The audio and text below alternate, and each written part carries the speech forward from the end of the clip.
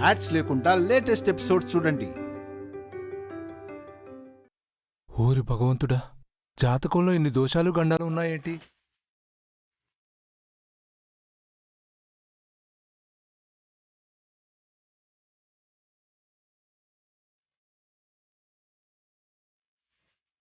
గ్రహాలన్నీ గందరగోళంగా ఉన్నాయండి. వెంటనే వాటిని శాంతింప చేయకపోతే పెద్ద సంకటమే వస్తుంది.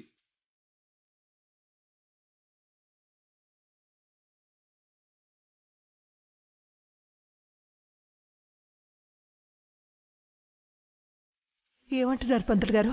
సంకటం ఏంటి? ప్రాణ సంకటం అమ్మా.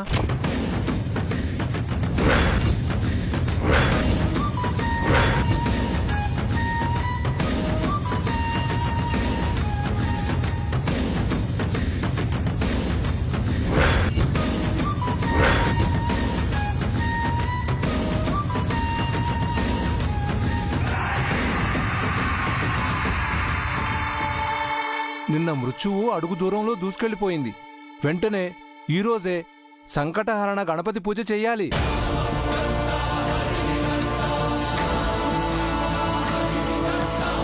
పంతులు గారు, మీరేది అవసరం అనుకుంటారో ఆ పూజ చేయించండి. ఎంత ఖర్చైనా పర్లేదు పంతులు గారు, మా పెద్దలుడికి ఏ హాని జరగకూడదు. ఆ పూజలు చేయించండి. ఖర్చు గురించి కాదుగానే ఈ పూజలో ఒక సమస్య ఉంది. సమస్య ఏంటి పంతులు గారు? ఆ పూజ మొదలుపెట్టాక 12 గంటలు చేయాలమ్మా, మధ్యలో ఆపకూడదు.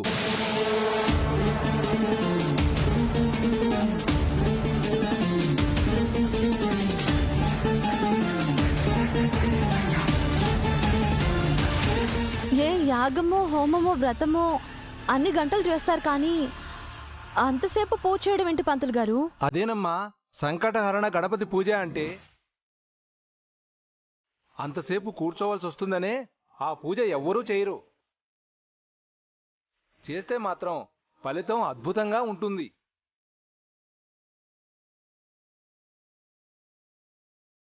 మాకు మంచి జరగడమే కావాలి పంతులు గారు. మరి పూజలో ఎవరు కూర్చుంటారమ్మా?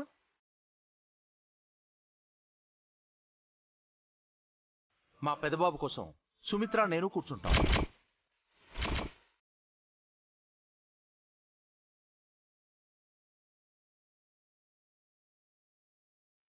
క్షమించండి అయ్యా, ఎవరికైతే గండం ఉంటుందో వారి భార్య మాత్రమే పూజలో కూర్చోవాలి.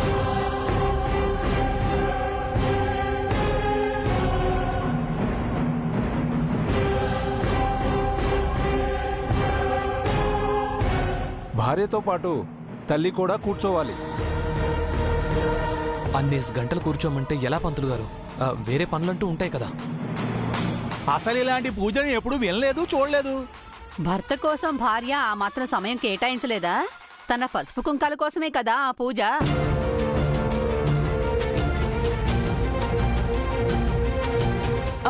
మా ఆయన కోసమైతే నేనే కూర్చునేదాన్ని, మా ఆయన్ని క్షేమంగా కాపాడుకునేదాన్ని.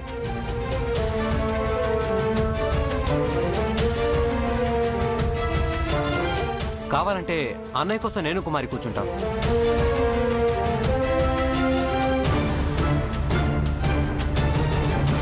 ఓరి నా తెంగరల్లుడు, మీరు కూర్చుంటే వాళ్ళెలా ఇరుక్కుంటారు? లేదయ్యా, వారే కూర్చోవాలి.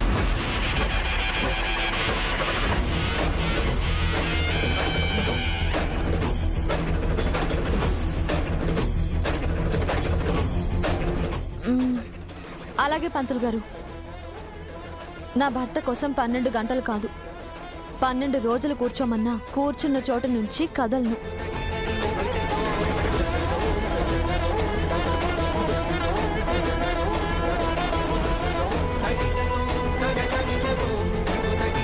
భేషైన మాట చెప్పావమ్మా. అయితే మీరు పూజ చేస్తున్నట్టే కదా? చేస్తాం. నేను ఆ ఏర్పాట్లవి చూసుకుంటాను పంతులు గారు.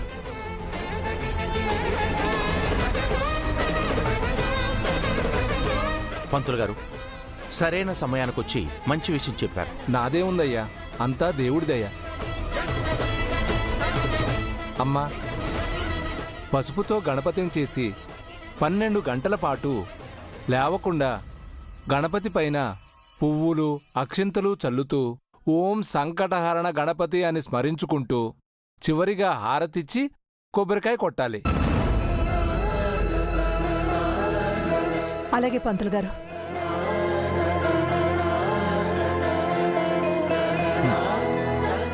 అయ్యా ఇక సెలవు, నేను బయలుదేరతాను. మంచిది మంచిదండి. వస్తాను సార్.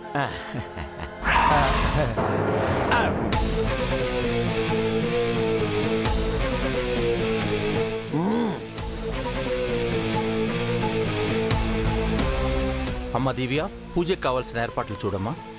అలాగే మామయ్య.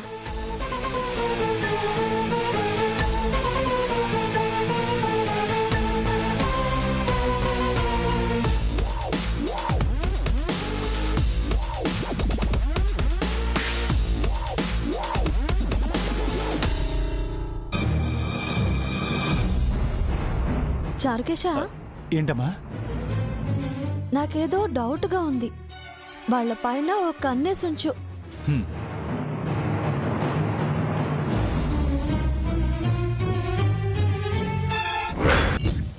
ఏంటి పంతులు గారు, ఒక పక్క మేము మాట్లాడుకుంటుంటే మీరేమో పైసల కోసం సౌగులు చూస్తున్నారు.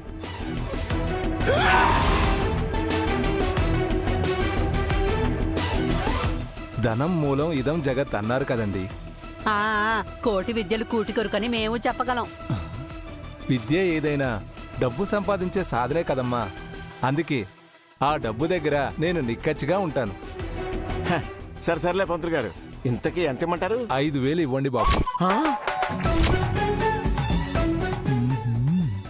ఏంటి, మీరు చెప్పిన చిన్న అబద్ధానికి 5,000?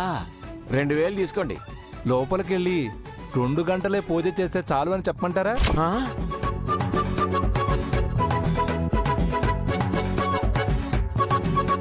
నేను చెప్పిన అబద్ధం వల్లే వాళ్లను సాయంత్రం వరకు పూజలోనే కూర్చోబెట్టి మీరు బట్టల వ్యాపారం చేసి డబ్బు సంపాదించబోతున్నారు.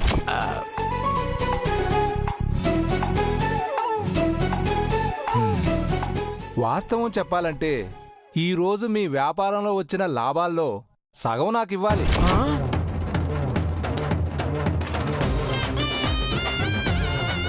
కానీ నాకంత అత్యాశ లేదు. 5,000 ఇస్తే చాలు. మీరు మామూలు పంతులు గారు కాదు పంతులు గారు, మహాముదురు పంతులు. ఈ రోజుల్లో ఎవరు ముదురు కాదమ్మా. అవకాశం వస్తే అందరూ గుటకాయ స్వాహానే. త్వరగా డబ్బులిస్తే వెళ్ళి అబద్ధం చెప్పిన పాపానికి పరిహారం చేసుకోవాలి. లేదంటే ఆ భగవంతుడు నన్ను క్షమించడు. మా ప్లాను మీకు చెప్పడమే తప్పైంది.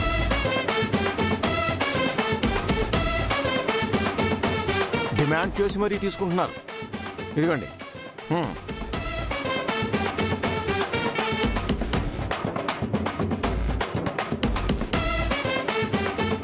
వాళ్లను పూజలో బంధించేసి మీరు వ్యాపారం చేయడమే తప్పు. నాతో అబద్ధం చెప్పించడం మరో తప్పు. ఇన్ని తప్పుల మధ్య నేను డబ్బు అడగడమే తప్పైందంట. ఏంటో, వస్తాను.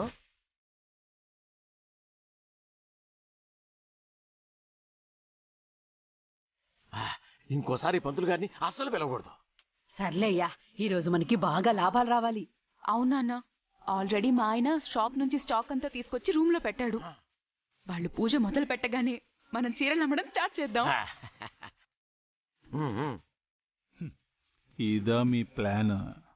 దివ్యమ్మ గెస్ చేసిందే రైట్ అయింది. చెప్తా మీ సంగతి.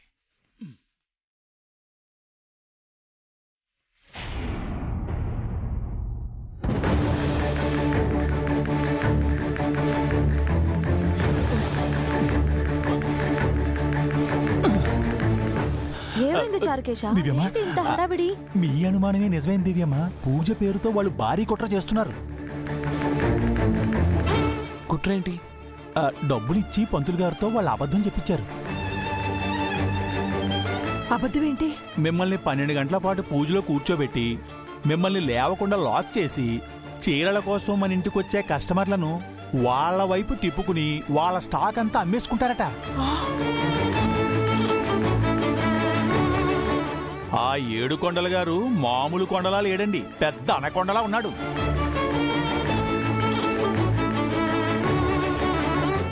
పిల్లవని పూజకి పంతులు గారు వచ్చినప్పుడే అనుకున్నాను ఇలాంటి ప్లాన్ ఏదో ఉంటుంది అని. ఎలాగో ప్లాన్ అని తెలిసిపోయింది కదా దివ్య గారు, ఇంక పూజ చేయడం ఎందుకు?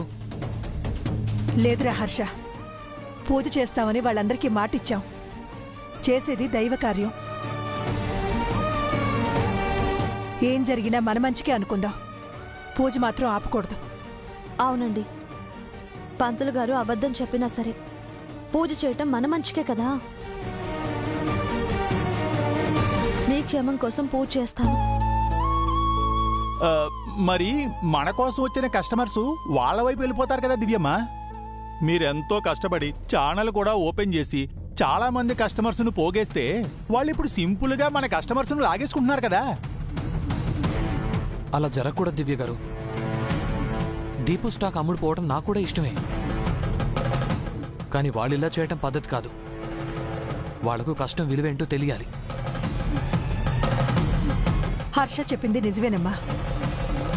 కష్టపడకుండా ఏదీ రాదు, వచ్చినా అది నిలబడదు. ఆ విషయం వాళ్ళకి అర్థమయ్యేలా చేయాలి.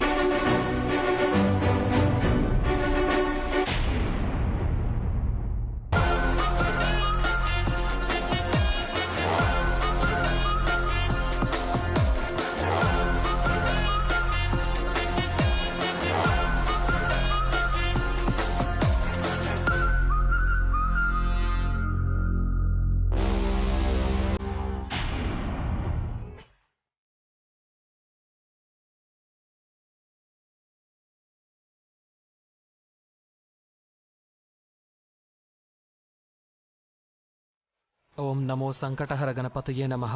ఓం నమో సంకటహర గణపతియే నమః. ఓం నమో సంకటహర గణపతియే నమః. ఓం నమో సంకటహర గణపతియే నమః. అమ్మా కుమారి, అన్నీ వచ్చినట్టేనా? అన్నీ వచ్చినట్టే నాన్నా. అక్కడ పూజ కూడా స్టార్ట్ అయినట్టే.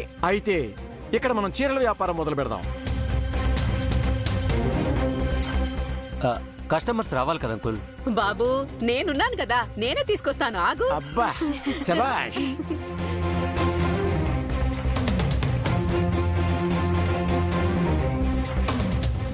ఓం నమో సంకటహర గణపతియే నమః. ఓం నమో సంకటహర గణపతయే ఓం నమః. నమో సంకటహర గణపతియే నమః. ఓం నమో సంకటహర గణపతయే నమః.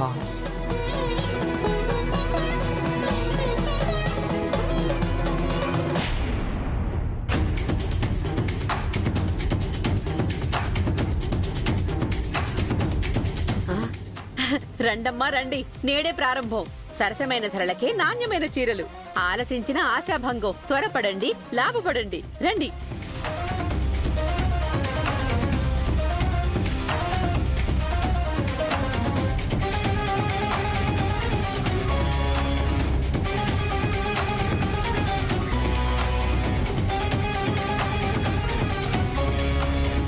రండమ్మా రండి.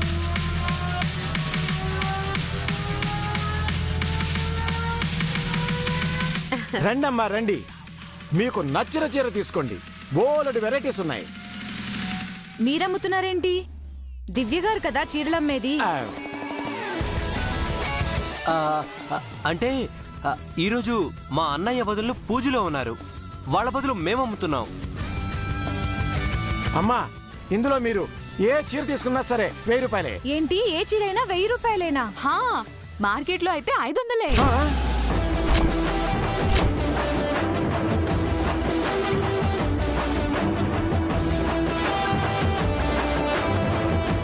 ఏంటి, ఏది కొన్నా 500లేనా? కాదమ్మా, 1500. మేము 1000 రూపాయలకే అమ్ముతున్నాం. మీకు 500 లాభం. తీసుకోండి తీసుకోండి. అయితే నాకు 4 చీరలు ఇవ్వండి. నాకు 3 చీరలు ఇవ్వండి.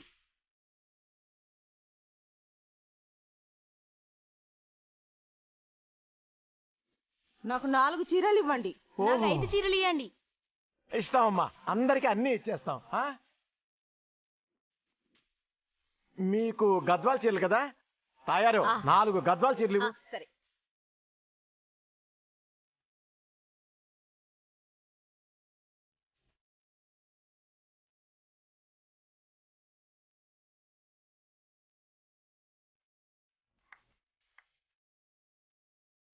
హలో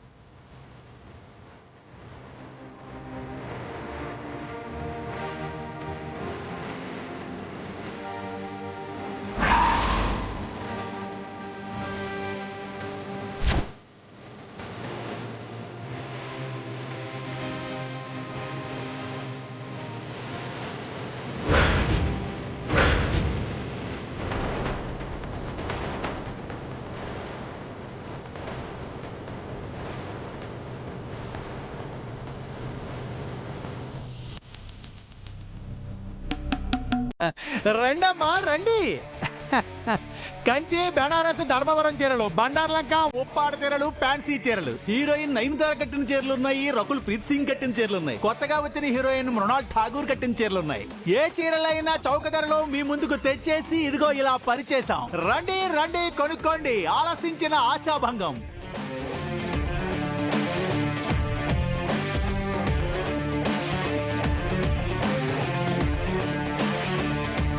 హే చారుకేశ, నువ్వు చీరలు అమ్ముతున్నావేంటి? మా దివ్యమ్మ గారు పూజలో ఉన్నారండి, అందుకే నేను అమ్ముతున్నా. అమ్మా వాళ్ళ చీరలు వేస్ట్ అమ్మా, మా చీరలే బెస్ట్.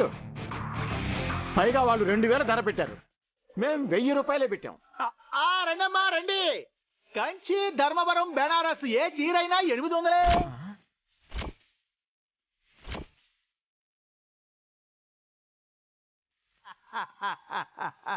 అక్షరాల 800. ఏవైనా 800లేనంట. పదండి అక్కడికి వెళ్ళి తీసుకుందాం. అమ్మా ఆగండమ్మా, అమ్మా ఆగండమ్మా.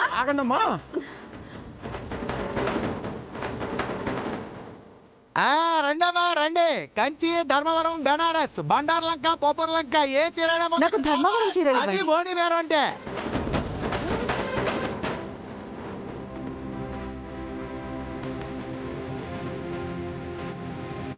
ఇదిగా వెళ్ళండి. 3 గద్వాల్ చీరలు.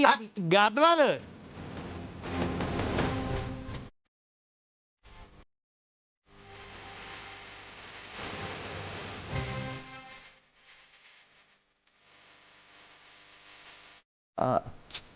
మీరు కష్టపడి ప్లాన్ వేస్తే ఎలా అయిందేంటి అక్కుల్? చారుకేసి మన కష్టపడిని తీసుకెళ్ళిపోయాడు. వాడికి అన్ని తెలివితేటలు లేవలుడు, ఇది దివ్య ప్లాన్ అయి ఉంటుంది. ఆ దివ్యకైనా తెలివుంది, మనకు లేదా? త్వరగా ఏదో చెయ్యయ్యా. వాడు 800 అమ్మితే మనం 500కే అమ్ముతాం.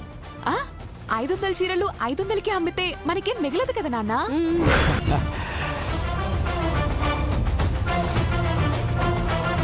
నాకు 4 పోచంపల్లి చీరలు కావాలి. పోచంపల్లి ఉన్నాయి. ఇప్పుడు కస్టమర్లని మన వైపు తిప్పుకోవటం ముఖ్యం కుమారి. మనకి లాభాలు లేకపోయినా వాళ్ళకి నష్టం రావాలి. అయితే వెంటనే 500 అని అనౌన్స్ చేయండి అంకుల్. హలో, రండమ్మా రండి. అక్కడ 800, ఇక్కడ ఏ చీర కొన్నా 500.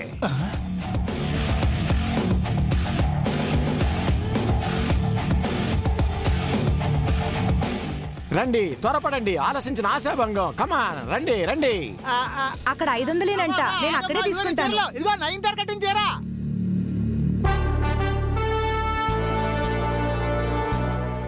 ఏంటి, ఏ చీర కొన్నా 500లేనా? అవునమ్మా, ఏ చీర కొన్నా 500. మీ దగ్గర ఎన్ని చీరలున్నాయి?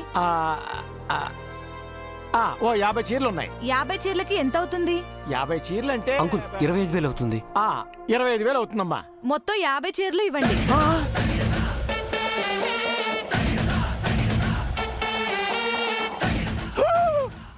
50 చీరలా?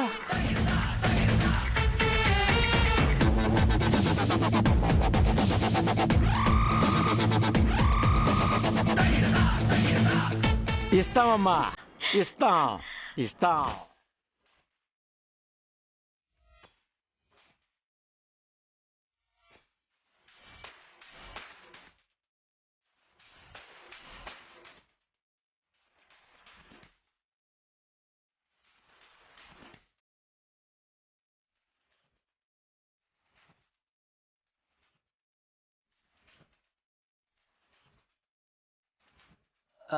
ఇదిగోండమ్మా. ఇదిగోండి. అల్లుడు